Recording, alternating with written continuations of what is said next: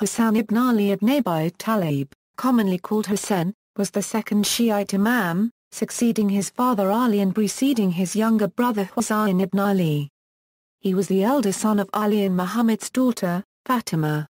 Muslims respect him as the grandson of Muhammad and a member of al-Bayt and al-Kisa. After the death of his father, Hassan also succeeded him as Rashidun Caliph. He abdicated after 6 or 7 months, and Muawiyah, who became the first Umayyad Caliph, succeeded him. For the rest of his life, Hassan lived in Medina in seclusion until he died at the age of 45 or 46, and was buried in the al-Baqi cemetery in Medina. His wife, bint al-Ashad, is commonly accused of having poisoned him at the instigation of Muawiyah. Birth and early life: Hassan was born in the year 625 and grew up in Medina with his parents. According to Shiite belief, theirs was the only house that Archangel Gabriel allowed to have a door to the courtyard of the al-Masjid al-Nabawi, the Mosque of the Prophet. Both Shia and Sunni Muslims consider Hassan to belong to the al-Bayt, the family of Muhammad, and to the al-Kisa, the participants of the event of Mubahala. It is said that Muhammad slaughtered a ram for the poor on the occasion of Hassan's birth, and chose the name Hassan for him. Fatimah shaved his head and gave the weight of his hair in silver as alms. There are many narrations showing the respect of Muhammad towards his grandsons, including the statements that his 2 grandsons would be the lords of the youth of paradise and that they were imams whether they stand up or sit down, and also his prediction that Hassan would make peace between 2 factions of Muslims. In his later years Hassan was one of the guards defending Uthman ibn Affan when the attackers went around him and killed him, and also a participant of Battle of Siffin and Nahrawan alongside his father. Al-Kisa. In the year 10 AH, a Christian envoy from Nahrawan came to Muhammad to argue which of the 2 parties erred in its doctrine concerning Isa. After likening Jesus' miraculous birth to Adam's creation, who was born to neither a mother nor a father, and when the Christians did not accept the Islamic doctrine about Jesus, Muhammad was instructed to call them to Mubahala, where each party should ask God to destroy the false party and their families. If anyone dispute with you in this matter, concerning Jesus after the knowledge which has come to you, say, Come, let us call our sons and your sons, our women and your women, ourselves and yourselves, then let us swear an oath and place the curse of God on those who lie.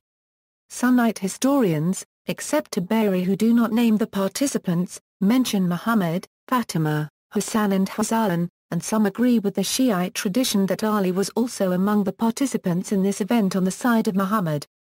Accordingly, in the verse of Mubahala the words our sons is representative of Hassan and Husayn.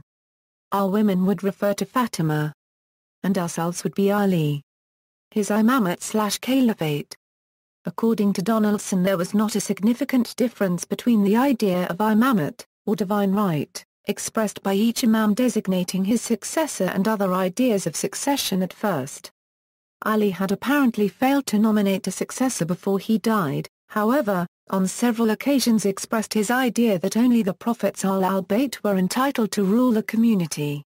And Hassan, whom he had appointed his inheritor, must have been the obvious choice, as he was also chosen by the people as the next caliph. Sunnis, on the other hand, reject imamate on the basis of Quran, which says Muhammad, as the last of the prophets, was not to be succeeded by any of his family. And that is why God let Muhammad's sons to die in infancy.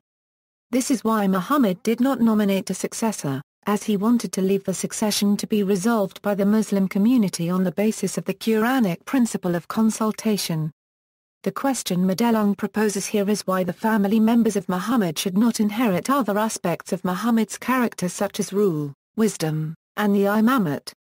Since the Sunni concept of the true caliphate itself defines it as a succession of the Prophet in every respect except his prophethood, Madelung further asks if God really wanted to indicate that he should not be succeeded by any of his family, why did he not let his grandsons and other kin die like his sons? It is said that one day the Abbasid Caliph Harun al-Rashid questioned the 7th Shiite Imam, Musa al-Kadhim, saying why he had permitted people to call him son of Allah's apostle, while he and his forefathers were Muhammad's daughter's children, and that the progeny belongs to the male and not to the female. In response, al-Kajim recited the verses Quran 684 and Quran 685 and then asked, "Who is Jesus' father, O Commander of the Faithful?" "Jesus had no father," said Harun. Al-Kajim argued that God in these verses had ascribed Jesus to the descendants of the prophets through Mary. "Similarly, we have been ascribed to the descendants of the Prophet through our mother Fatimah," said al-Kajim. It is related that Harun asked Musa to give him more evidence and proof. Al-Kajim thus recited the verse of Mubahala, arguing that none claims that the Prophet made someone enter under the cloak when he challenged the Christians to a contest of prayer to God except Ali, Fatimah, Hussein, and Hassan. So in the verse, "our sons" refers to Hassan and Hassan.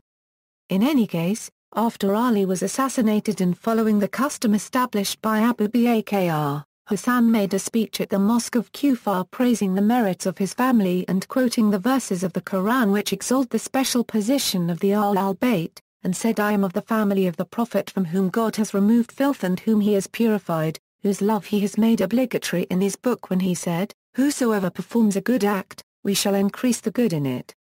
Performing a good act is love for us, the family of the Prophet." Qais ibn Ziyad was the first to give allegiance to him and then stipulated the condition that the bay'ah should be based on the Quran, the Sunnah of Muhammad, and on the condition of the war against those who declared lawful that which is sinful. Hussein, however, tried to avoid the last condition by saying that it was implicitly included in the first two, as if he knew, as Jafri put it, from the very beginning of the Iraqis' lack of resolution in time of trials.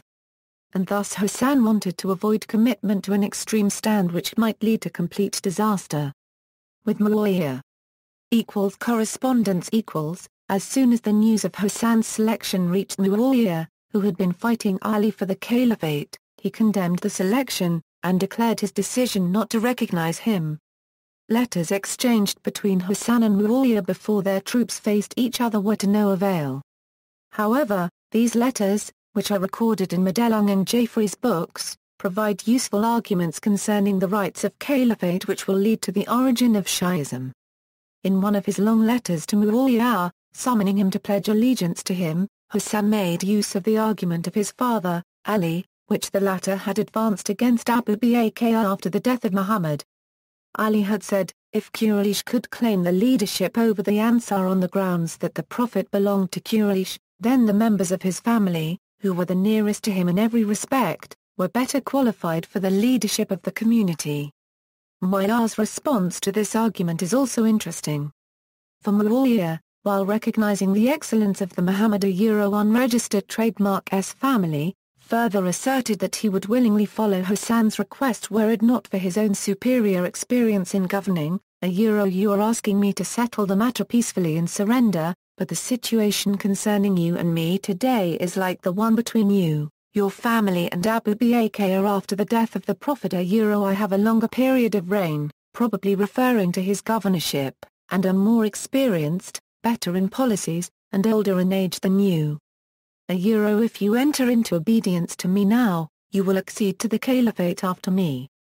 In his book, The Origins and Early Development of Shia Unregistered Trademark of Islam, Jafri comes to the conclusion that the majority of the Muslims, who became known as Sunnis afterwards, placed the religious leadership in the totality of the community, represented by the ulema, as the custodian of religion and the exponent of the Quran and the Sunnah of the Prophet, while accepting state authority as binding. A minority of the Muslims, on the other hand, could not find satisfaction for their religious aspirations except in the charismatic leadership from among the people of the house of the Prophet, the al-Bayt, as the sole exponents of the Quran and the prophetic Sunnah, although this minority too had to accept the state's authority.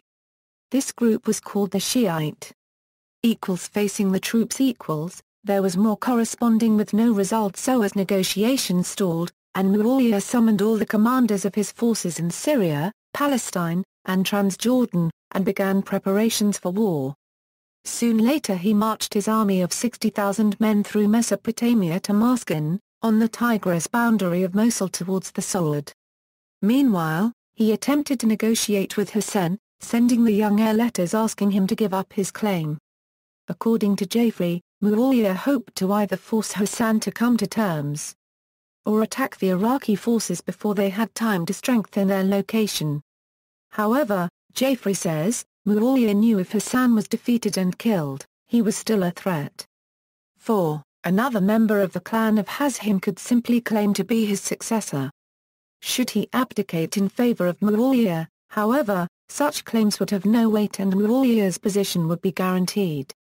According to Jafri, this policy proved to be correct, for even 10 years later, after the death of Hassan, when Iraqis turned to his younger brother, Hassan, concerning an uprising, Hassan instructed them to wait as long as Muawiyah was alive due to Hassan's peace treaty with him.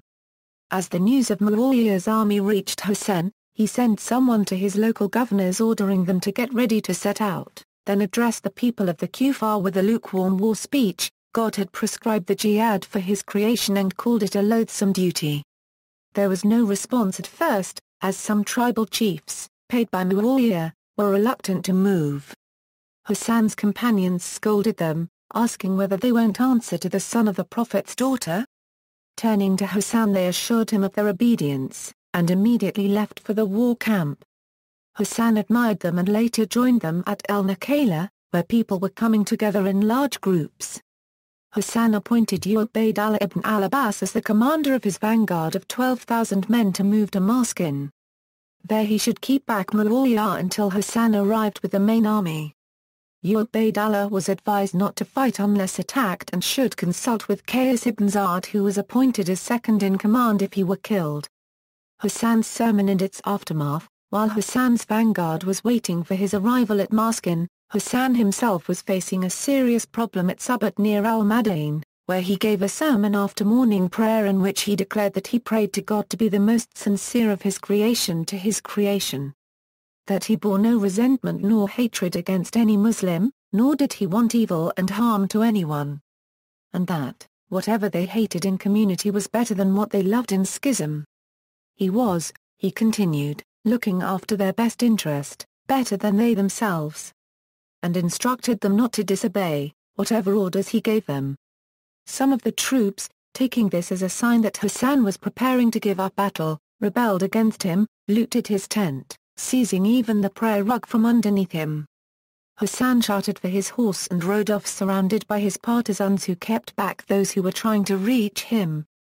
While they were passing by Sabat, however, Al-Jara ibn Shinan, a diehard Qurayite, managed to ambush Hassan and wounded him in the thigh with a dagger, while he was shouting, "God is the greatest. You have become an infidel like your father before you." Abd Ali ibn al-Hisl jumped upon him, and as others joined in, Al-Jara was overpowered and died. Al-Hassan was carried al-Madain where he was cared for by his governor, Za'ad ibn Mas'ud al-Farqai. The news of this attack, having been spread by Muawiyah, further demoralized the already discouraged army of Hassan and led to extensive desertion from his troops. Hassan's vanguard at al-Moscone. When Ubayd with the Kufan vanguard arrived al-Moscone where Muawiyah had already reached, the latter sent an envoy to tell them that he had received letters from Hassan asking for an armistice and that he asked the Kufans not to attack until he finished his negotiations with Hassan. Muawiyah's claim was probably untrue. But he had good reason to think that he could make Hassan to give in. The Kufans, however, insulted Muawiyah's envoy and reviled him. Next Muawiyah sent the envoy to visit Ubayd in private, and to swore to him that Hassan had requested Muawiyah for a truce, and that Muawiyah was offering Ubayd 1 million dirhams, half of which to be paid at once, the other half in Kufa, provided he went over to him. Ubayd accepted and abandoned at night to Muawiyah's camp. Muawiyah was extremely pleased and fulfilled his promise to him. Next morning the Kufans waited for Ubayd to emerge and lead the morning prayer. Then Qais ibn Ziyad took charge and, in his sermon, severely denounced Ubayd, his father and his brother, from whom nothing good had ever come. The people shouted, "Praise be to God that he has removed him from us. Stand up with us against our enemy." Muawiyah, believing that the abandonment of Ubayd had broken the spirit of his enemy, sent Buz with a troop to make them give up. Qais attacked and drove him back. The next day Buz attacked with a larger troop but was kept back again. Muawiyah now sent a letter to Qais offering bribes, but Qais replied that he would never meet him except with a lance between them. As the news of the riot against Hassan and of his having been wounded arrived, however, both sides abstained from fighting to wait for further news. Abdicating to Muawiyah. Muawiyah, who had already started negotiations with Hassan, now sent high-level envoys, while committing himself in a witness letter to appoint Hassan his successor and give him whatever he wished. Hassan accepted the offer in principle and sent Amr ibn Salama al-Hamdani al-Ahbal and his own brother-in-law Muhammad ibn al-Ashith back to Muawiyah as his negotiators, together with the envoys of the latter. Muawiyah then wrote a letter saying that he was making peace with Hassan on the basis that Hassan would inherit the reign after him. He swore that he would not seek to harm him, and that he would give him 1 million dirhams from the treasury annually, along with the land tax of Fasa and Dar Abjiyad, to which Hassan was to send his own tax agents to collect it. The letter was witnessed by the 4 envoys and dated in August 661. When al-Hassan read the letter, he commented, "He is trying to appeal to my greed for a matter which, if I desired it, I would not surrender to him." Then he sent Abd Ali ibn al-Harith, whose mother Hind was Muawiyah's sister, to Muawiyah, instructing him, "Go to your uncle and tell him, if you grant safety to the people I shall pledge allegiance to you." After which, Muawiyah gave him a blank paper with his seal at the bottom, inviting Hassan to write on it whatever he desired. According to Jafri, historians like Ya'ub and al-Masudi do not mention the terms of peace treaty at all. Other historians such as Dinawari, Ibn Abd al-Bar and Ibn al-Athir records different accounts of the conditions. And the timing of the black sheet sent by Muawiyah to Hassan was confusing in Tabari's account. The most comprehensive account, which explains the different ambiguous accounts of other sources, according to Jafri, is given by Ahmad ibn Etham, which must have been taken it from al-Madayani. Madelung's view is close to that of Jafri when he stipulates that Hassan surrendered the reign over the Muslims to Muawiyah on the basis that he acted according to the Book of God, the Sunnah of his Prophet and the conduct of the righteous caliphs. Muawiyah should not be entitled to appoint his successor, but that there should be an electoral council. The people would be safe, wherever they were, with respect to their person, their property and their offspring. Muawiyah would not seek any wrong against Hassan secretly or openly, and would not intimidate any of his companions. The letter was testified by Abd Ali ibn al-Harith, and Amr ibn Salama and transmitted by them to Muawiyah for him to take recognition of its contents and to confirm his acceptance. Hassan, thus, surrendered his control of Iraq in Rabi 241 August 661 after a reign of 7 months. Surrender ceremony at Kufa. After the peace treaty with Hassan, Muawiyah set out with his troops to Kufa, where at a public surrender ceremony Hassan rose and reminded the people that he and Hassan were the only grandsons of Muhammad, and that he had surrendered the reign to Muawiyah in the best interest of the community. People, surely it was God who led you by the first of us and who has spared you bloodshed by the last of us. I have made peace with Muawiyah, and I know not whether haply this be not for your trial, and that ye may enjoy yourselves for a time," declared Hassan. In his own speech Muawiyah told them, he had not fought them that they might pray, fast, perform the pilgrimage, and give alms, since they were doing that already. Rather, he had fought them so as to command them as their ruler, and God had bestowed him that against their will. According to some sources he also said, the agreement I made with Hassan is null and void. It lies trampled under my feet.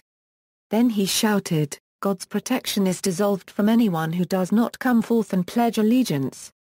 Surely, I have sought revenge for the blood of Uthman, may God kill his murderers, and have returned the reign to those to whom it belongs in spite of the rancor of some people. We grant respite of 3 nights. Whoever has not pledged allegiance by then will have no protection and no pardon. The people rushed from every direction to vow allegiance. While still camping outside Kufa, Muawiyah faced a Quraysh revolt. He sent a cavalry troop against them, but they were beaten back. Muawiyah now sent after Hassan, who had already left for Medina, and commanded him to return and fight against the Qurayshites. Hassan, who had reached al-Qadisiyah, wrote back, I have abandoned the fight against you, even though it was my legal right, for the sake of peace and reconciliation of the community. Do you think I shall fight together with you? Retirement to Medina. In the 9-year period between Hassan's abdication in 41/660 and his death in 49/669, Hassan retired in Medina, trying to keep aloof from political involvement for or against Muawiyah. In spite of that, however, he was considered the chief of Muhammad's house by the Banu Hashim and the partisans of Ali, who pinned their hopes on his final succession to the Muawiyah. Shiite feelings, however, though not visible above the surface, occasionally emerged in the form of small groups, mostly from Kufa, visiting Hassan and Husayn asking them to be their leaders, a request to which they declined to respond. Hassan has been quoted as commenting, if Muawiyah was the rightful successor to the caliphate, he has received it. And if I had that right, I too, have passed it on to him. So the matter ends there. Madelung has quoted al-Baladari as saying that Hassan, on the basis of his peace terms with Muawiyah, sent his tax collectors to Fasa and abdicated. The caliph had, however, instructed Abdullah ibn Umayyah, now again governor of Basra, to incite the Basrans to protest that this money belonged to them by right of their conquest, and that they chased Hassan's tax collectors out of the two provinces. According to Madelung, however, that Hassan would send tax collectors from Medina to Iran, after just having made plain that he would not join Muawiyah in fighting the Kharijites, is entirely incredible. In any case, as Muawiyah came to know that Hassan would not help his government, relations between them became worst. Hassan rarely, if ever, visited Muawiyah in Damascus, though he is said to have accepted gifts from him. Family life. It is related that Hassan spent most of his youth in making and unmaking marriages, so that these easy morals gained him the title Milak, the divorcer, which involved Ali in serious enmities. According to his grandson Abdullah ibn Currency Hassan, he usually had 4 free wives, the limit allowed by the law. Stories spread out on this subject and have led to the suggestions that he had 70 or 90 wives in his lifetime, along with a harem of 300 concubines. According to Madelung, however, these reports and descriptions are for the most part vague, lacking in names, concrete specifics and verifiable detail. They appear to be spun out of the reputation of al-Hassan as a milak, now interpreted as a habitual and prodigious divorcer, some clearly with a defamatory intent. Living in his father's household, a Currency Hassan was in no position to enter into any marriages not arranged or approved by him. Says Madelung. According to Ibn Saud, whose information seems to be more reliable, however, Hassan had 15 sons and 9 daughters from 6 wives and 3 named concubines. Many of these children died in their early years. It is said that most of these marriages had a political intent in his father's interest, for he gave the name of his kunyah, Muawiyah, to the first son from his first really chosen wife after Ali's death, Ala bint Marniyah, daughter of a Fazarah chief and previously married to Muhammad ibn Taylor. He evidently wanted to make this son his primary heir. When Muawiyah died, a Currency Hassan chose his second son from Ala, called a Currency Hassan, as his heir. Marriages. In his book The Succession to Muhammad, Madelung manages to give a detailed account of Hassan's marriages, a summary of which goes as follows. In his father's lifetime, the first marriage of Hassan was probably with Salma, or Zainab, daughter of the renowned al-Bayt chief in al-Qais, who was appointed by Umar as commander over a region who would accept Islam. Ali together with his sons Hassan and Husayn came forth to meet him and proposed establishing marriage ties. Born in the years 3624 to 5 and 4/626, Hassan and Husayn were too young for the wedding to have taken place immediately. In the later years of Ali's reign, Hassan may never actually have married Salma, or may have divorced her before this time.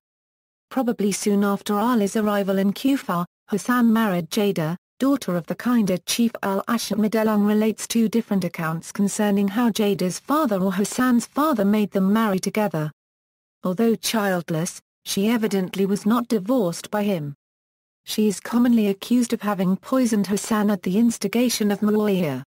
Probably also soon after his arrival in Kufa, before the Battle of Siffin, Hassan married Bashir, daughter of Abu Mas'ud, who had settled in Kufa at an early stage and was among those opposed to the Kufan rebellion against Uthman. Ali evidently hoped to draw him to his side and presumably arranged the marriage of his daughter to Hussein. Then he appointed him governor of Kufa during his absence for the campaign to Siffin. After his abdication and return to Medina, Hassan married Khawla, daughter of the Fazara chief Manzur ibn Zaban. Previously she had been married to Taylor's pious son Muhammad, who was killed in the Battle of the Camel, and had 2 sons and a daughter by him. She is said either to have been given in marriage to Hassan by Abd Ali ibn al-Zubayr, who was married to her sister Umayyah, or to have herself given the choice to Hussein, who then married her. Upon hearing this, her father declared that he was not someone to be ignored with respect to his daughter. He came to Medina and planted a black flag in the Mosque of the Prophet. All Quraysh present in Medina assembled under it in solidarity with him. Hassan now surrendered her to him, and he took her away to Cuba. She reproached him, quoting the hadith, "Al-Hasan ibn Ali will be the lord of the youth among the inmates of paradise." He told her, "Wait here, if the man is in need of you, he will join us here." Hassan came to them accompanied by his brother Hassan, his cousin Abdullah ibn Ja'far and his uncle Abd Ali ibn Abbas, and took her back, marrying her this time with the approval of her father. Khawla bore Hassan his son al-Hussein, from whom the Najafi dynasty of Bengal claimed direct descent. In Medina Hassan married Hafsa, the daughter of Abdul Rahman ibn Abi Bakr. Al-Muntir ibn al-Zubayr was in love with her, and spread a false rumor about her. As a result, Hassan divorced her. The report characterizes him in this context as milak, evidently meaning here, ready to divorce on insubstantial grounds. Next Asim, the son of Umar, married her. Al-Muntir falsely accused her before him, and he also divorced her. Then Al-Muntir proposed marriage to her, but she refused, saying, "He has tried to destroy my reputation." He pursued her with further proposals, and she was advised to marry him so that it would become patent to everybody that he had falsely accused her.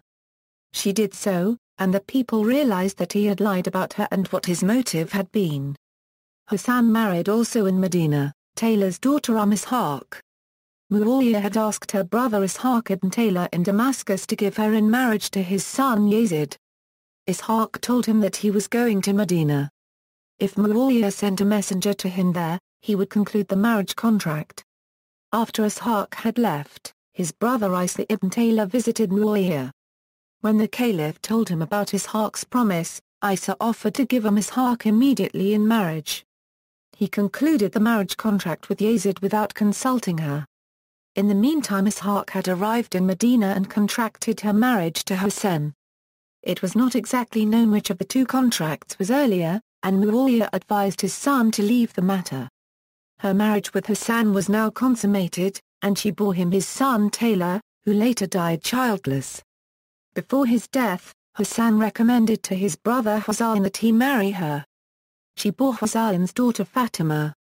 Presumably still later she was married to Abu Bakr's great-grandson Ibn Abi Abd Allah, to whom she also bore a daughter, Amina. Al-Hassan further married in Medina Hind, daughter of Suhail ibn Aim.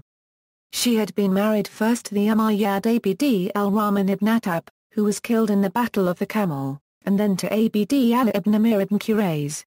When the latter divorced her, Muawiyah wrote to Abu Hurairah in Medina to contract her marriage with his son Yazid. On his way to meet her, Abu Hurairah met Hassan, who inquired where he was going. When Abu Hurairah explained his mission, Hassan suggested that he mention him, Hussein, to her. Abu Hurairah did so, and Hind asked him to make the choice for her. Abu Hurairah chose Hussein. Sometime later Abd Ali ibn Amir came to Medina and complained to Hassan that his former wife had a deposit belonging to him in her possession. Hassan allowed him to see her in his presence.